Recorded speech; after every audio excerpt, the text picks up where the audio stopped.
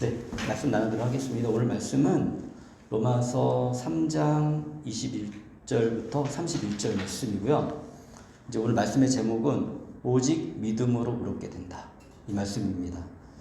이제 중간에 이제 로마서 말씀 조금 못 들으신 우리 성도님들 계셔가지고 이렇게 간단하게 이제 설명해 드리면, 이제 지난주에 나눈 말씀은 만인 유죄, 모든 사람이 다 죄인이다 라는 것을 지난주에 이제 다시 한번 말씀을 드렸어요. 그래서 우리가 이게 이제 로마서를 좀 한번 전체적으로 다시 한번 이렇게 좀 리뷰를 해드리면, 처음에 사도 바울이 로마서를 쓰면서 자신 신분에 대해서 얘기해줬죠. 나는 이렇게 이제 예수님으로부터 이방인을 위한 사도로 부르심을 받은 사람이다. 이렇게 이제 신분에 대해서 얘기해줬고, 그러면서 이제 그때 당시에 있었던 눈에 보이는 많은 죄들에 대해서 얘기했습니다.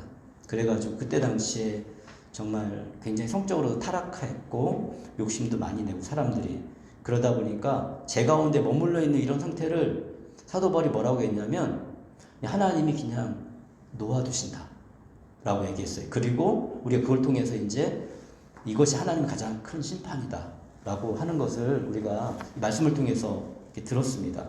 그러면서 이제 먼저 그러면 그런 사람들은 대부분 다 유대인보다는 이방인들이었거든요.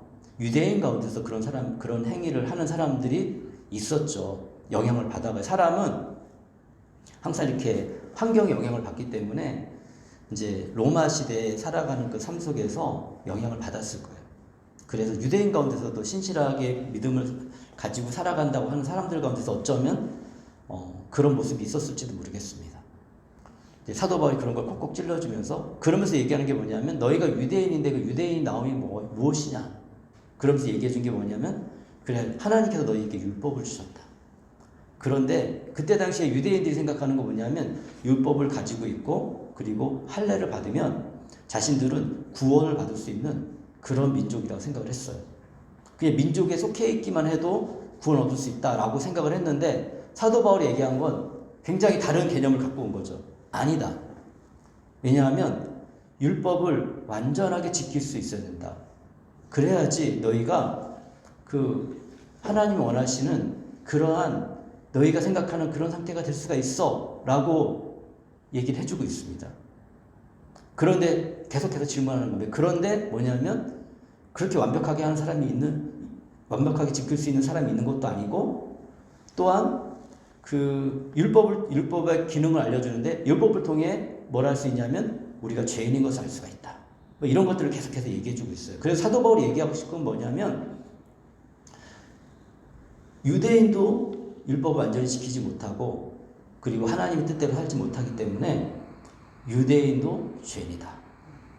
그런데 율법이 없는 이방인은 자기 자신이 자기에게 어떤 도덕법 같은 게 율법이 될 수가 있는데 그것도 다 못 지키잖아요. 그래서 이방인들도 다 죄인이다. 이거 이제 유대인들이 막 그렇게 물어보니까 그거에서 맞춰서 얘기하는 건데, 사도 바울이 얘기하는 건 뭐냐면 결국에는 모든 사람이 죄인이다. 지난주에 그래서 그걸 증거를 사도 바울은 어디 다른 데서 갖고 온 게 아니라 성경에서 가져와요. 성경에서 얘기했던, 구약 성경에서 얘기했던 시편의 이야기들과 또 여러 가지 선지서들을 가지고 와가지고, 봐라, 그때도 이미 이렇게 우리 죄에 대해서 선포하지 않았느냐 하면서 성경이 얘기하기를 모든 사람은 다 죄인이다. 이거를 사도 바울이 쭉 설명해 온 거예요. 그러면 이제 이렇게 유죄 판결 받을 인류는 그럼 어떻게 구원을 받을 수 있을까? 이 답이 필요하잖아요. 그죠? 사도 바울이 이게 계속 길게 설명한 이유는 우리가 죄인이라는 것을 알려주기 위한 거예요. 그리고 우리가 삶을 살아가면서 사실 우리 스스로도 이렇게 느끼잖아요. 아, 내가 죄인이지. 죄인이었어. 하나님 앞에 제일 먼저 우리가 하나님 앞에 나갈 때는 이 인정이 필요해요. 하나님을 안 믿는 이유 중에 하나가 내가 의롭다고 생각하기 때문에 하나님을 안 믿거든요. 내가 무슨 죄인이야. 하나님 필요 없지. 이런 생각하시는 분들이 많이 있어요. 근데 그때 당시에 당연히 이렇게 생각하는 분들이 있었고, 근데 사도 바울은 그들에게 우리는 모두 죄인이야. 자, 성경을 봐. 성경에서 얘기하는 것이 다 죄인이라고 얘기하고 있잖아 라고 얘기해주고 있는 것입니다. 그러면 이제 이런 절망적인 상황 속에서, 하지만 우리가 구원받을 수 있는 방법이 있어를 지금부터 얘기해 주는 거예요. 자, 그러면 그게 무엇일까요? 예, 답은 이미 있습니다. 오직 믿음으로 의롭게 된다. 요거 알려주고 싶은데 이거를 아주 또 길게 설명을 합니다. 보겠습니다. 21절에 이렇게 얘기합니다. 그러나 이제는 율법과는 상관없이 하나님의 의가 나타났습니다. 그것은 율법과 예언자들이 증언한 것입니다. 여기서 중요한 게, 첫 번째 중요한 게 그러나 이제는이에요. 왜 그러나 이제는이냐면 지금까지 계속 죄에 대해서 얘기했잖아요. 그래서 우리는 멸망받을 수밖에 없는 존재고 심판받을 수밖에 없는 존재야라고 사도 바울이 선포했단 말입니다. 어떤 사람도 이 죄의 문제를 해결할 수가 없어 라고 얘기한 거예요. 그런데 굉장히 큰 전환점을 가지고 오는 게 뭐냐면 그러나 이제는 보세요. 어떻게 할 수 있냐면 율법과는 상관없이, 자, 율법과는 상관없이, 율법은 어떻게 받은 거죠? 그렇죠. 율법은 어떻게 받았냐면 하나님께서 모세에게 주셨잖아요. 시내산에서. 그렇죠? 모세에게 시내산에게 주셨어요. 시내산에서 이렇게 주시면서 최소한 이런 것들은 지켜야 된다. 거기에 십계명도 포함되어 있는 겁니다. 그리고 여러 가지 계명들이 이제 살아오면서 더 첨가가 막 됐거든요. 그래서 율법들이 굉장히 많은데 그런데 이 율법과는 상관없이 이거 근데 율법으로는 우리가 의로워질 수가 없는 거예요. 600여 개의 율법이 있는데 그거를 다 어떻게 지키겠어요? 십계명도 사실 우리가 잘 못 지키고 살잖아요. 십계명도 우리가 다 기억하고 사나요? 이렇게 우리 크리스찬들이 기본적으로는 십계명 정도는 기억하면 좋겠다는 생각을 합니다. 그때 시간이 좀 걸리더라고. 이것이 내 마음속에 녹아지는 게 시간이 걸리고 그거는 세상을 살아가는 데 있어서 굉장히 도움이 됩니다. 율법이니까 그걸 통해서 우리가 구원을 받을 수는 없어요. 이 사도 바울의 얘기를 통해서 알 수 있는 건 뭐냐면 십계명을 잘 지킨다고 우리가 구원의 조건에 합당한 사람이 되는 건 아니에요. 근데 예수님을 믿고 하나님의 자녀로 살아갈 때 십계명을 잘 지키잖아요. 그러면 이걸 통해서 우리의 삶이 좋아집니다. 가장 먼저 우리의 삶이 좋아지고 그리고 하나님이 당연히 기뻐하시고 그러면서 우리의 삶이 정말 살아가면 살아갈수록 훨씬 나은 삶으로 이렇게 바뀌어집니다. 그렇기 때문에 하나님의 율법이 나쁜 건 아니에요. 하나하나 따져보고 생각해보면 그 하나님 다 이유가 있다. 사실 우리는 요즘에는 오늘 3월 3일이니까 삼겹살 데이 사람들 막 뉴스에서 얘기하더라고요. 사실 이게 없었던 날인데 그냥 3월 3일이니까 사람들이 만들어낸 거죠. 우리도 저도 돼지고기 좋아하고 잘 먹습니다. 근데 엄격하게 따져가지고 성경에서는 구약 성경에서는 돼지고기 먹지 말라고 했거든요. 옛날에 그런 생각을 한 적이 있어요. 돼지고기가 물론 우리에게 단백질 보충이라는 것도 도움이 되지만 근데 건강에 아주 이롭다고 생각은 안 들거든요. 개인적으로.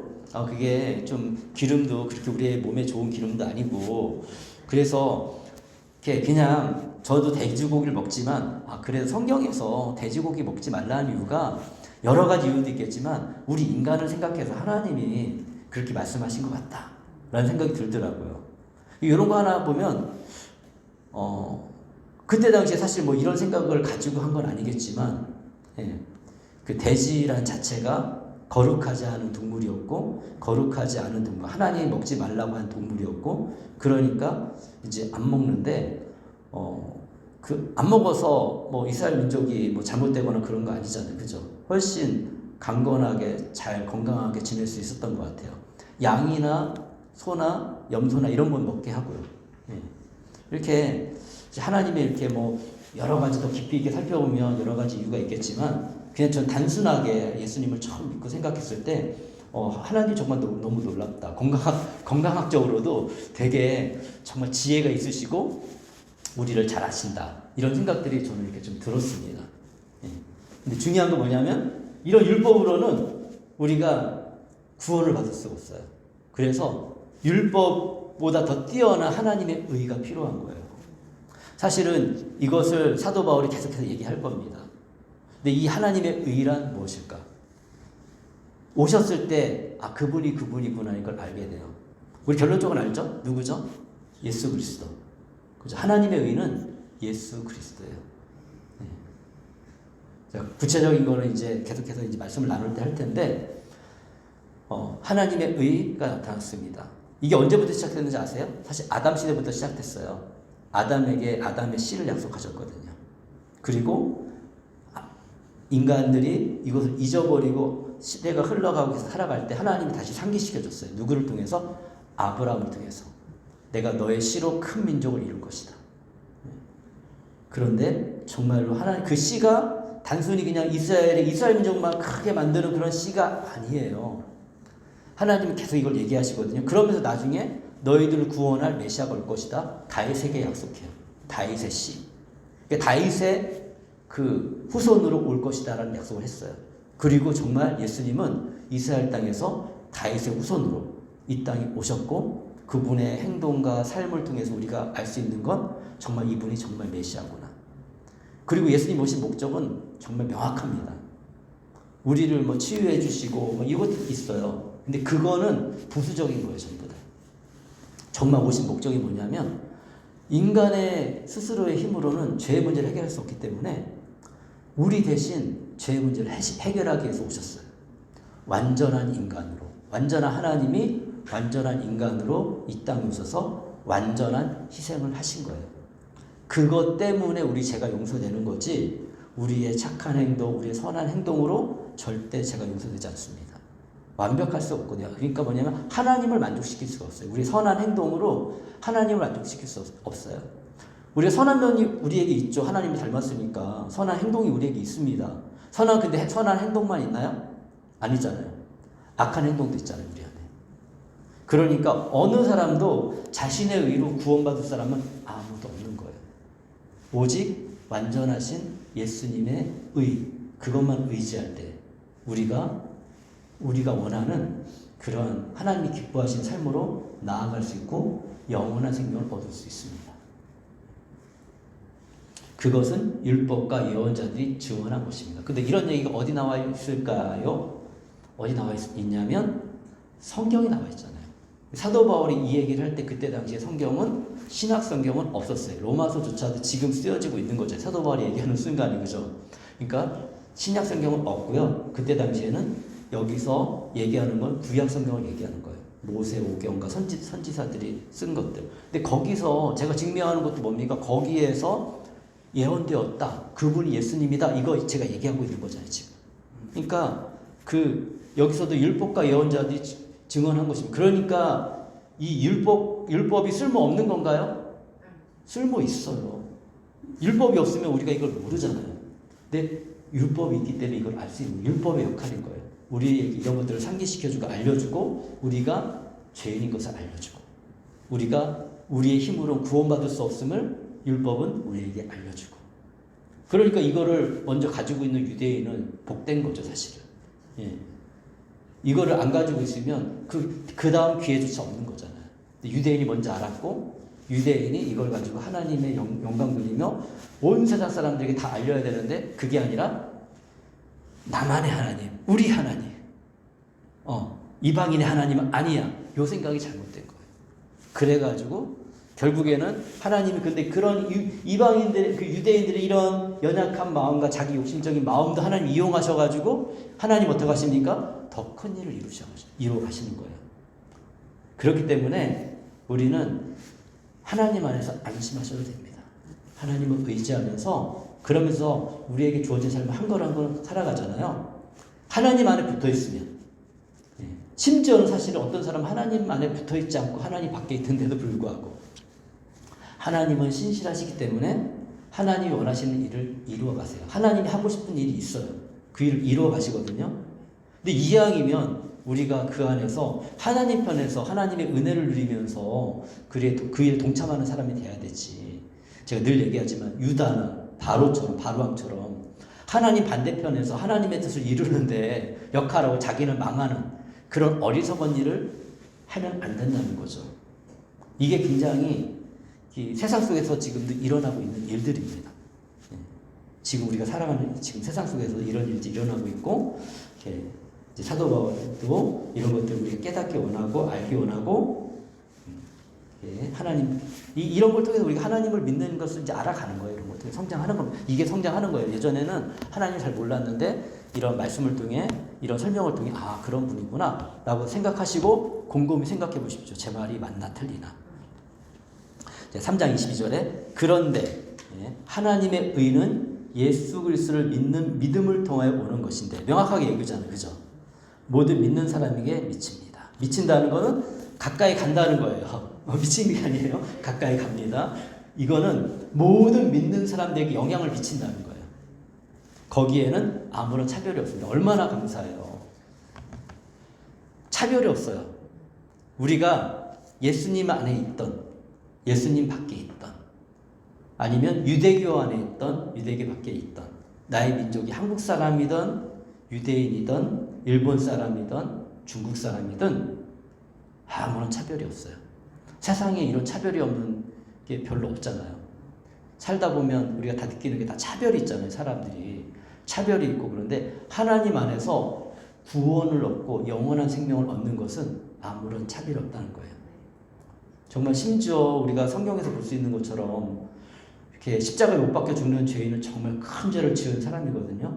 근데 예수님이 십자가에 못 박혀 죽으실 때 왼쪽에 있는 사람은 그냥 영원한 멸망으로 떨어졌지만 그 오른쪽에 있는 사람은 어떻게 했어요?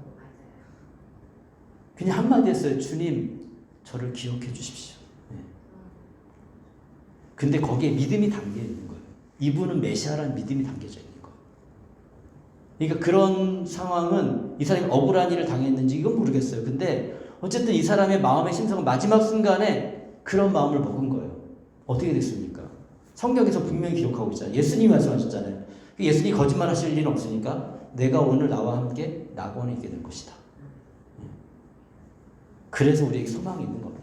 그래서 우리 주변에 믿지 않는 분들에게도 소망이 있는 거예요. 여전히. 근데 이게 살아있는 동안만 기회를 줘요. 죽은 이후에는 우리도 어쩔 수가 없어요. 왜냐하면 죽은 다음에는 이미 영혼이 떠났으니까 누가 뭐 그 죽은 영혼에게 복음을 전할 수 있는 것도 아니고. 그리고 이미 그러니까 주님은 우리에게 이 땅에 사는 동안 마지막 기회를 주시는 겁니다. 지금은 그래서 마지막 기회의 때이고 그리고 가능하면 빨리 예수님을 알고 예수님 안에서 살아가면 훨씬 우리의 행복감이 달라집니다. 없이 그냥 혼자 외롭게 내가 애쓰며 인간의 그냥 본질적인 자연적인 모습대로 살아가는 거 하고 그리고 예수님 안에서 살아가는 거 하고 살아본 사람들은 알아요. 그리고 그것을 예수님 없이 살아본 사람들은 정말 더 깊이 알아요. 얼마나 다르고 얼마나 새로운지. 물론 예수님 안에 들어와도 어려움은 있습니다. 그런데 그래도 우리 의지할 대상이 있잖아요. 호소할 대상이 있잖아요. 그리고 또 시간이 흐르다 보면 하나님의 인도하심이 있고 그리고 또 하나님의 이끄심이 있거든요. 우리 마음을 움직이고 환경을 움직여가지고 그래서 안전한 거예요. 하나님 나의 모든 환경과 삶과 모든 것들 주님께 내어 맡깁니다. 하나님의 최선으로 이끌어 오십시오. 이럴 수가 우리가 있는 겁니다. 그래서 예수님 믿는 데는 아무런 차별이 없습니다. 네, 그래서 우리 주변에 예수님 믿고 싶은데 어떻게 될지 모르는 사람들에게는 예수님 믿는 아무런 차별이 없어. 너의 이전의 생활 막 물어보잖아요. 내가 나가서 살부터 예수님 믿어 그러면 아무런 상관없어. 그거 성경에서 얘기하고 있어. 아무런 차별이 없다니까. 그냥 너가 진짜로 마음으로 그분을 받아들이기만 해. 그래서 진짜 간단한 기도로 됩니다. 예수님, 저는 예수님을 믿습니다. 아니면 예수님 저를 기억해 주세요. 믿음으로 받아들이면 되는 거예요. 그 죄인처럼. 23절에 모든 사람이 죄를 범하였습니다. 결론을 내리잖아요. 모든 사람이 죄를 범하였습니다. 사도 바울이 얘기하고 있습니다. 그래서 사람은 하나님의 영광에 못 미치는 처지에 놓여 있습니다. 네, 명확하게 얘기하고 있죠. 그러니까 아무리 우리 겉모습이 선하고 아름다워도 하나님의 기준에는 못 미쳐요. 우리가 아무리 많이 구제하고 사랑스러운 모습으로 살아간다 할지라도 그거 가지고는 하나님의 기준에는 못 미쳐요. 뭐 우리 어렸을 때만 생각하더라도 어렸을 때 뭐 선하게 지내신 분도 있지만 어렸을 때 뭐 이렇게 나쁜 일도 하고 그런 일도 있잖아요. 그죠? 그런 것들을 그러니까 나의 선한 행동이 그런 것들을 가려준다고 생각하면 안 돼요. 그건 그거고 선한 행동은 선한 행동인 거지. 사람들 보통 그렇게 생각하거든요. 내가 선한 행동을 했으니까 그걸 가려준다. 근데 하나님 앞에서는 그건 가려지는 게 아니에요. 죄는 죄고 선한 행동은 선한 행동인 거예요. 근데 이 죄의 문제 때문에 주님은 우리를 받아들이고 싶어도 하나님 받아들이고 싶어도 받아들일 수가 없는 거예요. 그분의 법이 그런 걸 어떻게 하겠어. 조금이라도 죄가 있고 네가 정결을 하지 않으면 내가 받아들일 수 없는데 어떻게 하겠니. 안타깝다. 넌 이렇게 네가 선한 건 내가 인정할게. 근데 네 악한 행동도 죄이기 때문에 나는 너를 멸망시킬 수밖에 없어. 그럴 수가 있습니다. 그러니까 모두 다 하나님의 영광에 못 미치는 건 처지에 있는 거죠. 사도 바울이 계속 얘기한 건데 1장 18절부터 3장 20절까지 그거 얘기한 거예요. 모든 사람이 다 죄인이다. 이거 설명하기가 진짜 어려운 거예요. 왜냐하면 사람들이 다 자기가 의인이라고 생각하거든요. 나 정도면 괜찮지. 나 정도면 하나님이 인정해 주실 거야 라고 생각을 하니까 그게 아니라고 사도 바울이 얘기해 주는 겁니다. 모든 사람은 죄인일 수밖에 없습니다. 그러면 그들의 양심에 찔리는 얘기를 계속 해주는 거예요. 당신 죄인입니다. 죄인일 수밖에 없습니다. 우리 그걸 인정해야 됩니다. 인정할 때 그 다음에 구원의 기회가 있는 거거든요. 인정 안 하면 내가 의인인데 무슨 예수님이 필요하겠어요. 그죠? 예수님 믿을 필요 없죠. 내가 의인대로 살다가 내 의대로 살다가 내가 만족하고 행복하게 살다 끝나면 되는 거지. 그런데 죽어보니까 내 앞에는 영원한 멸망이 기다리고 있으며 하나님께 따져 물을 때 똑같이 얘기하는 거죠. 그래, 네 선함도 내가 인정을 한다. 근데 너의 죄악도 내가 알고 있다. 너의 선함 때문에 네가 심판받는 게 아니라 너의 죄 때문에 심판을 받고 내가 너에게 충분히 살아있는 동안 기회를 줬는데 너가 살아있는 동안 나를 믿지 않았기 때문에 멸망하는 거죠. 세상에 좋은 사람 많이 있습니다. 다른 종교에도 많이 있고 근데 문제는 그 사람도 죄인이라는 거예요. 스스로의 죄를 해결할 수는 없다는 거예요. 24절에 그러나 사람은 그리스도 예수 안에 있는 답이 있습니다. 예수 안에서 얻는 구원으로 말미암아 하나님의 은혜로 값없이 의롭다는 선고를 받습니다. 예, 의롭다고 여겨줄 수 있는 방법은 바로 예수님을 믿는 건데 그거는 하나님의 은혜로 값없이 은혜라는 거는 값없이 받는 선물을 얘기하는 거예요. 아 진짜 오늘 은혜 받았네 하면 뭔가 내가 잘된 일이 있고 그죠? 그리고 뭔가 내가 생각하지 못했던 일들이 우리 안에 일어나는 거잖아요. 그죠? 아 정말 이 은혜를 받았네. 여기에 뭐 좋은 것도 있고 깨닫는 것도 있고 그런데 이런 것들 정말 가치 있고 의미 있는 것은 돈 주고 못 삽니다. 우리의 생명을 돈 주고 살 수 있을까요? 못 사요. 노력은 해볼 수 있는데 근데 우리의 생명을 돈 주고 살지 못합니다. 사실 행복한 가족을 돈 주고 살 수 있을까요? 돈 주고 못 사요. 예, 누구나 사서 그걸 누리죠. 근데 그게 안 되잖아요. 네, 우리에게 공기가 늘 필요한데 이거 돈 주고 사는 거예요? 예, 하나님이 그냥 공짜로 주셔가지고 우리가 건강하게 이제 이렇게 숨을 쉬고 살아가는 거잖아요. 그죠? 은혜도 구원도 돈 주고 살 수 있는 게 아닙니다. 이게 얼마나 감사한 거예요. 그러니까 부유한 사람이든 가난한 사람이든 예수님을 믿으면 그러면 달라져요. 진짜 달라지더라고요. 근데 그 형편에서 조금 이렇게 사람들이 각자 이제 감당해야 될 역할이 있거든요. 그 시기에. 그러니까 제가 하나님 믿으면서 제가 느끼는 게 뭐냐면 그 사람이 감당해야 될 거 있어요. 그래 이게 그 사람이 원하는 것과 같지 않을 수가 있어요. 그렇지만 누군가는 그 일을 감당해야 그 다음 세대 누군가는 또 그 은혜를 경험하게 되는 거예요. 예. 예를 들어서 뭐 이렇게 지금 우리가 태국에서 드타라는 자매를 이렇게 돕고 있는데 교회에서 이렇게 계속해서 이제 한 달에 한 번씩 재정을 보내가지고 컨벤션이라는 데를 통해 가지고 이 아이가 학교를 다닐 수 있도록 제가 돕고 있어요. 생활을 할 수 있도록 우리 기도 제목이 나와 있거든요. 이 아이를 둘러싸고 있는 환경은 불교 환경이에요. 근데 누군가는 거기에서 이 가난한 가정의 아이 가운데 누군가는 새로운 시작을 시작해줘야 되잖아요. 저희가 뭐 큰 거 도와주지 않습니다. 근데 이 아이가 감당해야 될 건 뭘까요? 그 가난 가운데 근데 이 아이가 하나님의 은혜를 경험하는 걸 이 아이가 감당해야 되고, 그리고 우리 뭐 작은 거로 이 아이가 얼마나 크게 저기 하겠습니까? 그렇지만 자기의 환경 가운데 하나님의 믿음을 잃지 않고 그래도 하나님의 은혜를 기억하고 잘 자라주는 게 이 아이가 감당해야 될 일이에요. 그러면 많이 공부 못하는 이런 환경 속에서 이 아이가 공부를 할 수 있는 환경을 이렇게 기회를 얻었으니까 이게 하나님의 은혜죠. 값없이 받는 하나님의 은혜죠. 이것도 받았으니까 이걸 통해 가지고 이 아이가 뭐 엄청난 뭐 기업가가 되거나 이렇게 되는 경우도 있지만 그럴까지는 기대하지 않습니다. 그렇지만 적어도 자기의 독립적인 삶을 살아갈 수 있는 작은 힘을 낼 수 있는 어른으로 성장한다면, 그리고 예수님을 믿고 살아간다면, 그러면 그 아이의 자녀들은 달라질 거예요.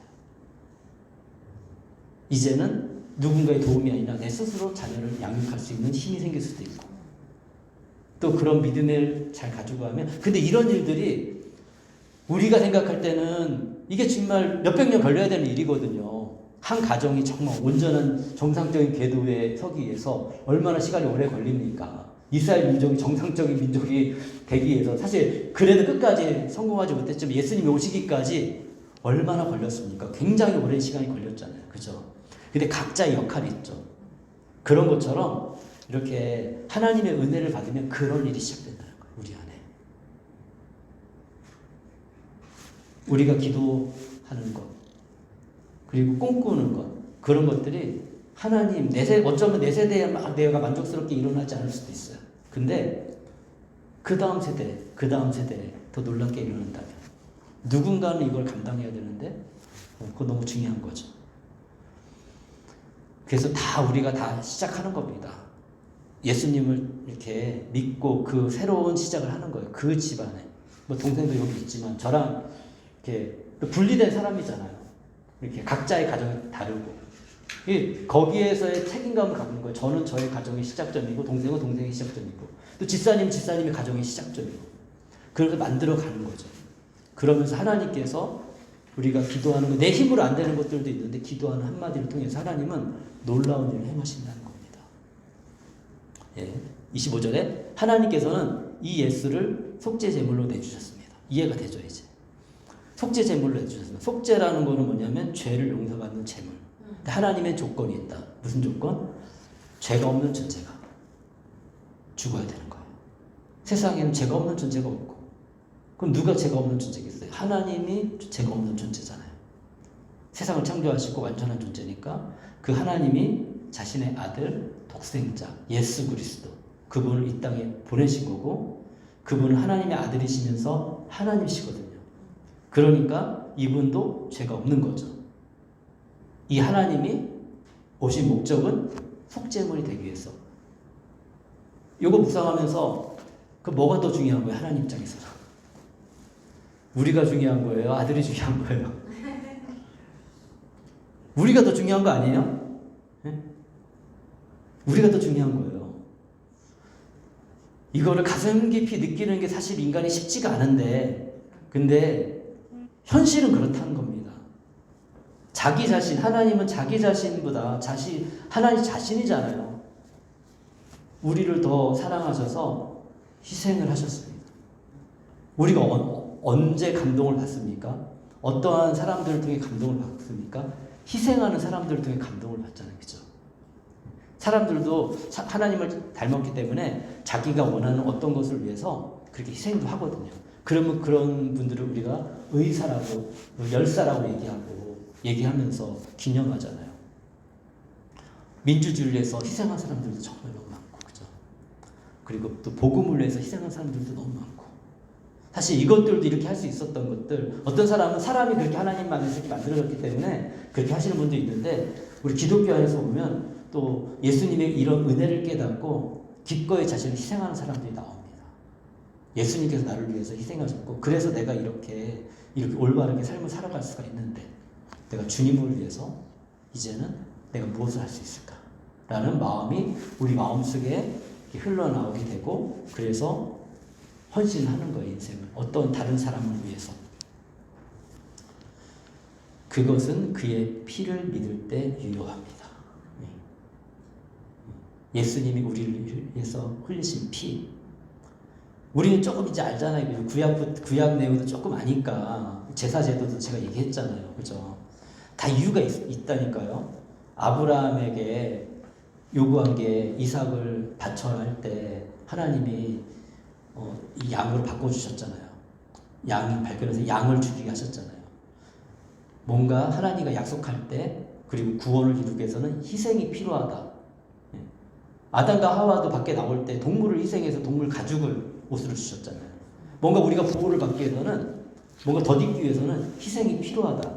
하나님은 이렇게 숨겨놓으시면서 계속 말씀하셨어요. 그러면서 모세 시대의 제사 제도를 한 게 그 첫 번째 장자들을 구해주기 위해서 무엇을 요구했죠? 희생을 요구하셨어요. 동물의 희생. 그 장자들이 구원을 받았죠. 이스라엘 장자들은. 그것도 희생을 요구하신 거고. 그러면서 제사 제도를 그때 세운 거예요. 너희들이 죄를 용서받기 위해서는 희생이 필요하다. 그래서 이스라엘의 속죄제는 뭐냐면 그 양을 데리고 와가지고 그 제사장 앞에서 자기가 스스로 그 양을 죽이는 거예요. 내 죄를 대신해서 얘를 죽인다. 근데 이거 가지고는 영원한 죄를 용서받을 수 없는 거예요. 갖고 온 사람이 직접 네네네. 그렇죠. 갖고 온 사람이 직접 죽이는 거예요. 네. 그러니까 그 속죄제는 그렇게 하는 거예요. 속죄제는. 네. 내 죄를 죽이는 거예요. 그러면 나머지를 이제 제사장이 이제 가죽 벗기고 이런 거 해가지고 하나님께 바치는 거예요. 이렇게 이걸 통해서 계속 알려주는 게 뭐예요? 너의 죄를 용서받기 위해서는 희생이 필요하다. 근데 양이 완전합니까? 염소가 완전합니까? 완전한 양과 깨끗한 양과 깨끗한 염소를 하나님께 바치게 했지만 그게 완전하진 않잖아요. 완전한 건 없습니다. 세상에. 하나님이 이렇게 교육을 시켜주는 거예요. 가르쳐 주시면서 필요하다. 너희 죄를 용서받기 위해서는 속죄 제물이 필요하다. 피를 흘려야 된다. 그게 바로 예수님이셨던 거예요. 하나님께서 이렇게 하신 것은 사람들이 이제까지 지은 죄를 너그럽게 보아주심으로써 자기의 의를 나타내시려는 것이었습니다. 하나님의 의는 무엇입니까? 하나님의 의는 아들을 희생해서 우리를 구원시키는 것. 그게 바로 하나님의 의인 거예요. 그래서 하나님은 정말 이런 일을 하심으로 인해 가지고 우리의 모든 죄를 너그럽게 용서하시는 분이십니다. 얼마나 감사해요. 세상은 너그럽지 않습니다. 우리가 잘못을 저지르면 그거에 대한 대가를 치르게 해요. 그죠? 그래서 감옥에 갇히기도 하고 그리고 뭐 배상을 해야 되기도 하고 그렇습니다. 세상에서 우리가 그렇게 살아야 되는 세상의 법이니까 세상 속에 사니까. 근데 하나님의 법 가운데서는 우리가 그러한 죄를 졌다 할지라도 그렇다고 하나님의 법 안에 살고 있으니까 배상 안 해? 이건 잘못된 겁니다.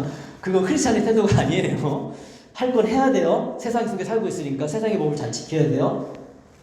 그렇지만 이 세상의 법이 영원한 우리 죄를 용서해 주는 건 아니잖아요. 근데 그것보다 더 큰 하나님의 법이 우리의 과거에 내가 행했던 모든 마음에 걸리는 문제에 대해서 용서해 주신다는 거예요. 너그러우시기 때문에. 얼마나 감사합니까? 26절에 하나님께서 오래 참으시다가 지금 이때 얼마나 오래 참으셨을까요? 하나님이 예수님이 오시기까지는 2000년 정도 그냥 역사가 성경의 역사가 기록되고 나서는 2000년이에요. 그 전에 아담 시대는 훨씬 전이지만 따져보면 아브라함 시대부터 따져보면 2000년 전이에요. 그런데 지금 따지면 4000년 내 중심으로 보면 나를 용서하시기 위해서 하나님이 얼마나 참으신 거예요? 4000년 참으신 거예요. 사도 바울 당시에는 2000년 정도 참으신 거고 다 죽일 수 있지만 오래 참으시다. 그렇게 말이 되죠. 지금 이때 자기의 의로우심을 나타내신 것은 예수님을 나타내신 것은 하나님은 의로우신 분이라는 것과 예수를 믿는 사람은 누구나 의롭다고 하신 것을 보여주시려는 것입니다. 우리는 의롭지 않은데 예수님을 믿으면 하나님 보시기에 의로워하는 거예요. 이게 예수님이 진짜 가치가 있는 거죠. 다시 한번 확인시켜 드리지만 그 십자가상에서 죽을 때 그 오른쪽에 있는 사람 어떻게 했습니까? 저를 그냥 기억해 주십시오라고 얘기했죠. 기억해 주십시오. 기억해 주십시오라고 얘기했는데 너그럽게 용서해 주신 거 아니에요? 그 인생이 얼마나 악한 게 많았겠습니까? 그 지경까지 살다 보면 우리도 악한 적이 있고 우리 스스로 우리 죄 때문에 괴로운 적이 있을 텐데 그 순간을 생각해 보세요. 그 순간에 우리가 얼마나 악한 일을 했고 그런 태도가 안 좋았고 미안한 마음들 들고 막 그렇지 않습니까? 바꿀 수 없는 내 자신에서 얼마나 고통스럽고 결국에는 세상 법으로 이제 죽음의 순간에 다가갔을 때 그 순간에 주님, 제가 죄인입니다. 주님을 제가 받아들이겠습니다. 저를 긍휼히 여겨 주십시오. 저를 기억해 주십시오. 이 한마디면 그런 사람이라 할지라도 주님께서 용서해 주신다는 거죠. 이것이 바로 하나님의 의입니다.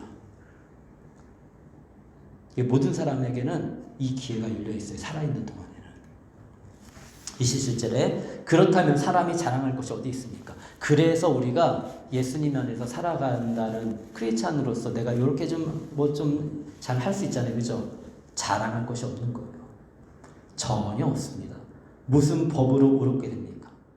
내가 행동 좀 잘했다고, 내가 뭐 이렇게 했다고, 그거로 우리가 의롭게 된 것입니까? 행위의 법으로 됩니까? 아닙니다. 믿음의 법으로 됩니다. 왜냐하면 그때 당시에 유대인들이 그랬거든요. 교회 회당에 나오고 그리고 할례를 받았고 난 유대인이고 또 어려운 사람도 도와주고 나는 의롭다 생각하고 살아갔어요. 자신감 있게. 난 하나님의 백성이다. 나는 그렇게 당연히 구원을 받아야지. 이렇게 생각을 했습니다. 근데 그거 갖고는 안 돼라고 사도 바울이 얘기하고 있는 거예요. 그거는 좋은 일이지만 그거 갖고 여러분들이 구원을 받을 수는 없습니다 라고 얘기하는 거예요. 예수님을 믿어야지 구원을 받을 수 있습니다. 왜냐하면 우리는 완벽하지 않기 때문에 하나님 앞에 그것만 가지고 의롭다 여김을 받을 수가 없습니다. 아무도 없습니다. 이방인은요, 이방인은 더하죠. 하나님의 법도 없는 데다가 자기가 자신의 법을 가지고 있어도 정말 그 법을 잘 지키고 사는 것도 아니고 이방인은 당연히 더 죄인이고 똑같은 죄인이고 어떤 방법으로도 이 인류는 구원을 받을 수 없습니다. 오직 믿음의 법으로만 됩니다. 누구를 믿는 거? 예수님을 믿는 믿음으로만 됩니다. 28절에 사람이 율법에 행위하는 상관없이 믿음으로 의롭다고 인정을 받는다고 우리는 생각합니다. 사도 바울이 분명하게 얘기해주고 있습니다. 29절에 하나님은 유대 사람만의 하나님이십니까? 이방 사람의 하나님도 되시지 않습니까? 우리 이방인이잖아요. 그렇습니다. 이방 사람의 하나님도 되십니다.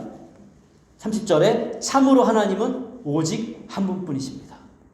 세상에 인간이 만든 많은 신들이 있지만 유일한 하나님은 이 세상을 창조자하신 진정한 신은 하나님 한 분밖에 없다라고 선포하고 있는 것입니다. 그래서 다른 데 자꾸 마음 뺏기지 않았으면 좋겠습니다.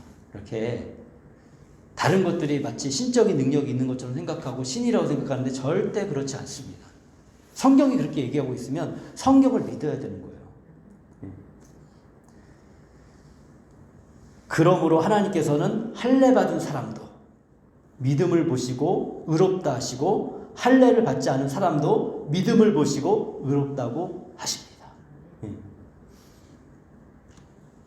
그러면 믿음으로 말미암아 우리가 율법을 폐합니까? 그럴 수 없습니다. 도리어 율법을 굳게 세웁니다.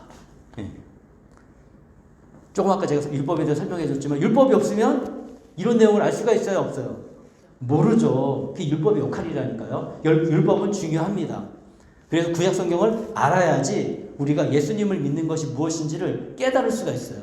그러면서 그런 예수님을 알면 알수록 더 주님을 이해하고 그러면서 우리가 우리 상황 그러면 나를 이해하는 거예요. 내가 어떤 사람이구나 이해하고 이럴 때 내가 안 될 때 누구를 의지하게 돼요? 예전에는 내 의지를 의지하고 내 힘을 의지하고 내 노력만 의지했지만 지금부터는 뭐를 의지합니까?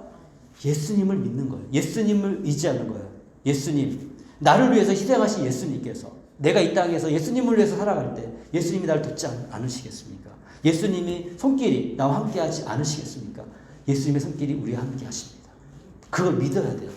믿고 우리에게 주어진 삶을 뚜벅뚜벅 살아가다 보면 내가 원하는 대로 다 되진 않을 수 있겠지만, 그렇지만 그래도 적어도 하나님의 계획 안에서 내가 해야 될 역할들을 감당하게 되는 거예요.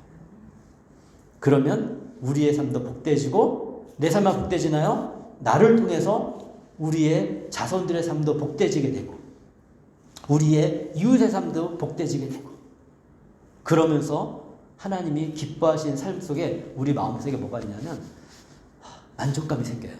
내가 정말 가치 있고 의미 있게 우리의 인생을 살고 있구나. 그런 것들을 누리실 수가 있습니다. 그래서 우리가 이제 한 주 동안 이제 또 이제 믿음으로 우리가 이제 살아가야 되는데, 내가 나의 신분을 잘 알았으면 좋겠습니다. 나는 믿음으로 의롭게 된 사람이다. 그래서 하나님이 나를 사랑하시고 나와 함께 하시기 때문에 그 믿음으로 이 한 주도 내가 나에게 주어진 삶을 잘 살아가야겠다. 각자의 삶 속에서 그런 하나님의 은혜를 또 경험했으면 좋겠고, 또 기도하심으로 하나님과 많이 친해지시는 그런 한 주가 됐으면 좋겠습니다. 네, 그럼 이 시간에 우리 같이 잠깐 기도하는 시간 갖도록 하겠습니다. 하나님, 이렇게 믿음으로 또 한 주를 살아갈 수 있도록 도와주세요. 함께 기도하도록 하겠습니다. 자, 기도하겠습니다. 기도하시겠습니다. 하나님 아버지 감사합니다. 오늘도 이렇게 우리가 함께 모여서 오직 믿음으로 의롭게 될 수 있음을 다시 한번 사도 바울의 외침을 통해 들었습니다. 주 예수 그리스도의 이름으로 기도합니다.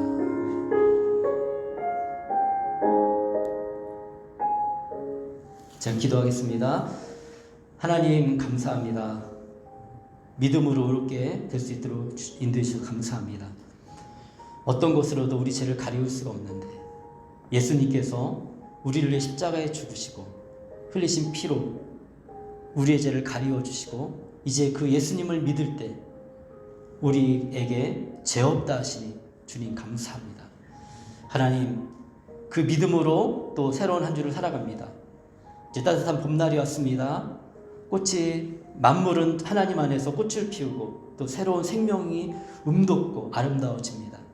아버지 하나님, 저희의 삶도 그렇게 아름다워지고 이때 정말 주님이 원하시는 그런 삶을 우리가 오늘을 또 이번 한 주를 그렇게 살아갈 수 있도록 주님 축복하여 주시옵소서. 주님 감사합니다. 예수님의 이름으로 기도합니다. 아멘.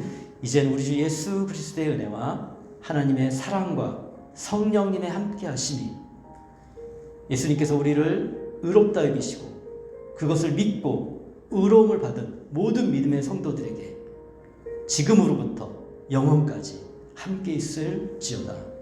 아멘.